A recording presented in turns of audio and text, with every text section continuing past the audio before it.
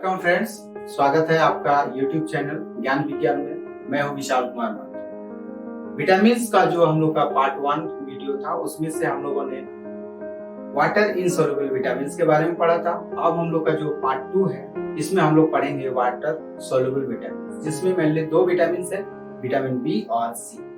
ठीक है, तो वाटर सोल्युबल विटामिन्स जो है उसमें मेनली हम लोगों ने देखा था कि बी और सी है एग्जाम्पल में। ठीक है, तो अगर बी को देखें तो बी को मेनली हम लोग बोलते हैं vitamin B complex. B complex कहने का अर्थ यह है कि उसमें बहुत तरह का टाइप होता है, B1, B2, B3, B4, B5, B12, इतने तरह के अलग अलग तरह के विटामिन का कॉम्बिनेशन होता है। तो मेनली क्या होता है विटामिन बी कॉम्प्लेक्स कहने का अर्थ क्या आता है? सबसे पहले जो ये बी विटामिन बी जो था वो राइस पोलिस मीन्स जो राइस होता है, राइस के एकदम ऊपरी पार्ट जो होता है जिसको हम लोग भूसा बोलते हैं, जिसको ब्रान बोलते हैं, उसको जैसे हटाया जाता है उसके बाद एक परत होता है जो रेड कलर का परत होता है, उसमें जो होता है विटामिन बी कॉम्प्लेक्स पाया गया, उसी का नाम दिया गया विटामिन बी।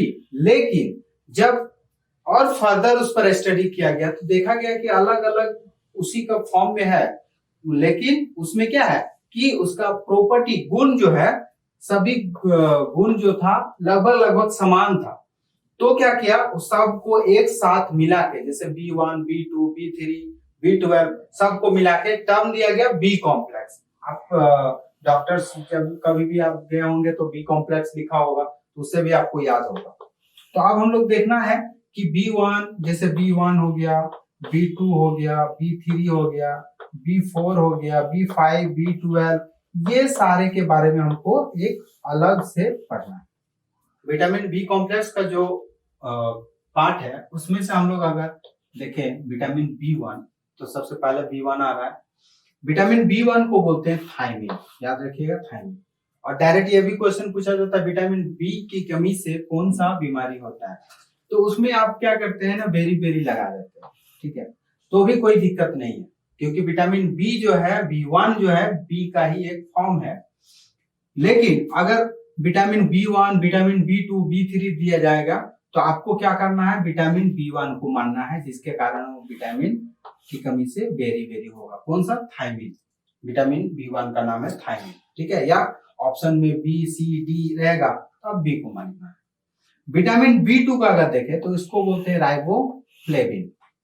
राइबोफ्लेविन मेनली होता है ग्रोथ के लिए काफी ज्यादा इंपॉर्टेंट होता है, बच्चों में ग्रोथ के लिए काफी ज्यादा इंपॉर्टेंट होता है, या फिर किसी भी तरह का चोट वगैरह लगाए तो वो भी उनको ये रिपेयर करने के लिए हेल्प करता है। और अगर विटामिन B2 का अगर कमी हो जाए तो आंख का ऊपरी त्वचा में जलन, ठीक है, आंख में इरिटेशन होना शुरू हो जाएगा, सर दर्द करेगा और होठों के किनारे साइड वो फटना शुरू हो जाएगा। और विटामिन B2 की कमी से मनुष्य जो होता है, अगर प्रकाश की ओर लाइट, कोई भी लाइट हो, सनलाइट हो या फिर नॉर्मल लाइट हो, देखिएगा प्रकाश की ओर, तो उसका जो होगा आंखों में परेशानी महसूस होगा। ठीक है, जलन टाइप से फील होगा। और तो इस तरह के जो लक्षण होगा उसको बोलते हैं फोटोफोबिक बोलते हैं, इस तरह के जो लक्षण होंगे। तो ये थे विटामिन B2 का। B3, B5 और B6, B12, इसको अगर देखें तो B3 को हम लोग बोलते हैं नियासिन, निकोटिनिक एसिड या फिर निकोटिनामाइड।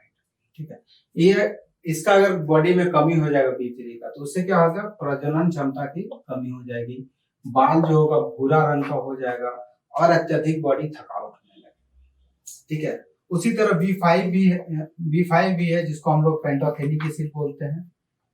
उसके बाद विटामिन B6 को हम लोग पायरिडॉक्सिन बोलते हैं, इसका मेनली ये इसका साइंटिफिक नेम पूछा जाता है। अब विटामिन B12 इसको क्या है, इसको याद रखना है। विटामिन B12 में को बोला जाता है सायनोकोबालामिन।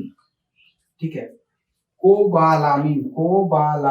ठीक है, तो ये एक्चुअली होता है कोबाल्ट कंटेंट होता है इसमें, कोबाल्ट मेटल ये बना हुआ रहता है। इसमें डायरेक्ट ये क्वेश्चन पूछा जाता है कि कौन सा विटामिन जो है कोबाल्ट कंटेनिंग है, तो उसमें B12 डायरेक्ट मानना है।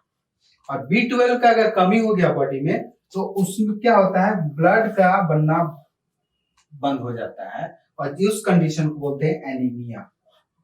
ठीक है, विटामिन B12 का कमी से एनीमिया होगा। और इसका विटामिन B12 का मुख्य स्रोत अगर है तो वो है केला। तो केला में B12 काफी ज्यादा मात्रा में पाया जाता है। तो इसका यही याद रखना है B12 में कि इसको साइनोकोबालामिन बोलते हैं, ये कोबाल्ट कंटेनिंग होता है और इसकी कमी से एनीमिया होता है। मैक्सिमम टारगेट यहाँ पर किया जाता है, इसमें उतना ज्यादा टारगेट क्वेश्चंस का नहीं होता है। ठीक है। विटामिन सी जो है इसको बोला जाता है एस्कॉर्बिक एसिड। ये सबसे ज्यादा पाया जाता है खट्टे फलों में। ठीक है। और ये इम्यून सिस्टम को डेवलप करने में हेल्प करता है। ऐसे बहुत सारे फल में पाया जाता है लेकिन उसका क्वांटिटी बहुत कम होता है।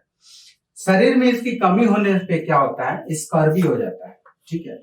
और इससे क्या होता है, स्कर्वी जिसको होगा, विटामिन सी की कमी से स्कर्वी होगा, उसके कारण उसका मसूड़ा जो होता है स्पॉन्जी लाइक स्ट्रक्चर हो जाएगा, मतलब ढीला हो जाएगा। इससे क्या होता है, दांत जो होता है वो हिलने लगेगा, ढीलापन आ जाएगा उससे, या फिर मसूड़ों से खून आने लगेगा। तो विटामिन सी का ये याद रखना है कि इससे, इसका नाम क्या है, एस्कॉर्बिक एसिड है, और ये क्या है, ये इसके कारण स्कर्वी होता है। ठीक है। विटामिन बी और सी के अलावे कुछ ऐसे पॉइंट है जो आपको जानना चाहिए, जो काफी बार क्वेश्चंस आ चुके हैं एग्जामिनेशन में। जैसे पोटेशियम की कमी से मांसपेशियों में जो होता है रोग उत्पन्न होता है, कमजोर हो जाती है। और एक है आयरन की कमी से एनीमिया होता है। एनीमिया मीन्स ब्लड का कमी। ठीक है। और एनीमिया किसके कारण हो रही थी, B12 की कमी के कारण भी हो रहा था, और यहाँ पर आयरन की कमी से भी।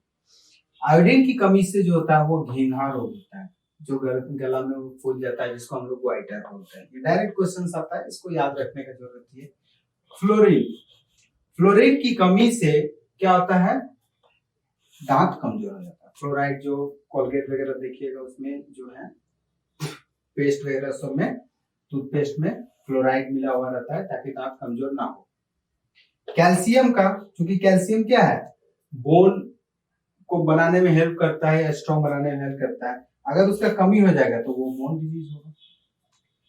तो यहां तक का हम लोग का क्लास था बायोमोलिक्यूल्स का, जिसमें हम लोग कार्बोहाइड्रेट, फैट, प्रोटीन्स और विटामिन्स पढ़ लिए।